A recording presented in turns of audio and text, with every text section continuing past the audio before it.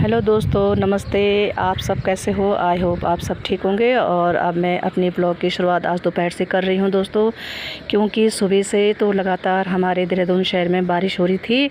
और ये बारिश कल भी हो रही थी और आज भी लगातार सुबह से बारिश हो रही है। और अभी थोड़ी देर के लिए बारिश रुकी हुई दोस्तों। तो मैं आज अपने ब्लॉग की शुरुआत इस टाइम कर रही हूँ। और ये देखिए दोस्तों, मैं अपने घर के छत से अपना घर के चारों तरफ का व्यू आपको दिखा रही हूँ दोस्तों। ये देखिए, हमारे घर के छत से हमारे घर के चारों तरफ का व्यू इस प्रकार से है। ये मैं आपको शायद पहले भी ब्लॉग में दिखा चुकी हूँ।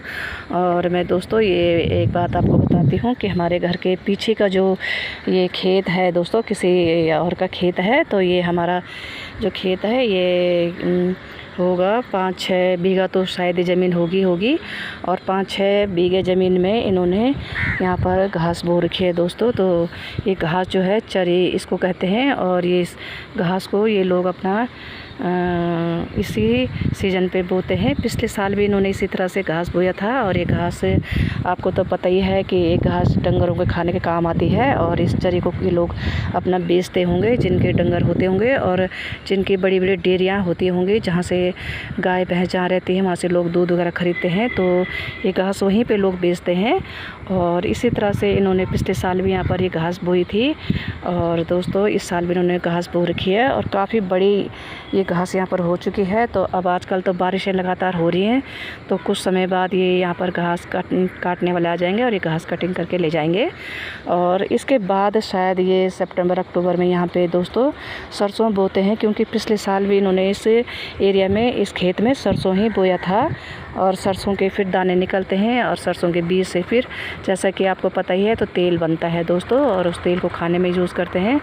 तो ये यहाँ पर इस तरह से लोग अपने खेती का इस्तेमाल करते हैं। और ये 5-6 बीघा ज़मीन मेरे हिसाब से तो होगी। और इतना बड़ा एरिया ये लोगों ने अपना इस तरह से इस्तेमाल करा हुआ है अपना खेत।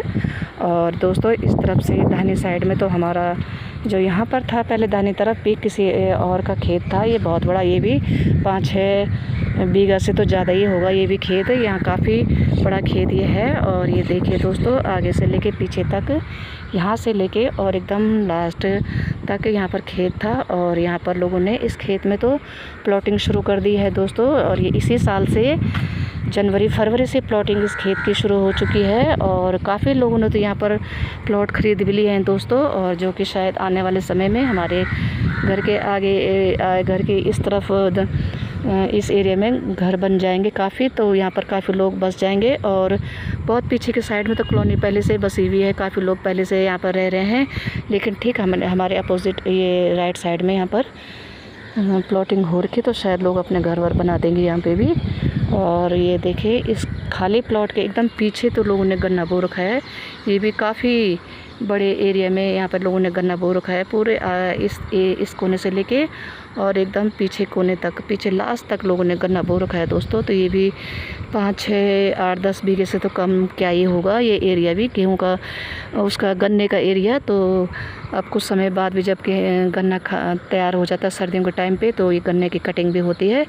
और इसके बाद गन्ना भी फैक्ट्री में जाता है, जिससे कि गुड़ और चीनी बनता है। और काफ़ी अच्छा एरिया यहाँ पे ग्रीन ग्रीन हो रखा है चारों तरफ से। कहीं पर घास बो रखी है, कहीं पर गन्ना बो रखा है दोस्तों। तो चारों तरफ से ये हरियाली हो रखी है दोस्तों। तो और हमारे घर के ठीक फ्रंट साइड पे दोस्तों, यहाँ पर ये हमारा घर का फ्रंट साइड है। तो ये हमारे फ्रंट साइड पे तो ये आपका मसूरी एरिया पड़ता है। हमारे घर के छत से मसूरी साफ़ दिखता है। इस टाइम यहाँ पर धुंध लगी हुई है, तो ठीक से नहीं दिख पा रहा होगा। तो उधर घना जंगल आपको एकदम पीछे दिख रहा होगा, उसी टॉप एरिया में वहाँ पर मसूरी है। तो शाम के टाइम जब ये बरसातें ख़त्म हो जाएगी किसी दिन, तो मैं आपको मसूरी का एरिया दिखाऊंगी, जहाँ से लाइट एकदम टिम टिम जब चमकती है रात को, तो साफ़ मसूरी एरिया दिखता है दोस्तों।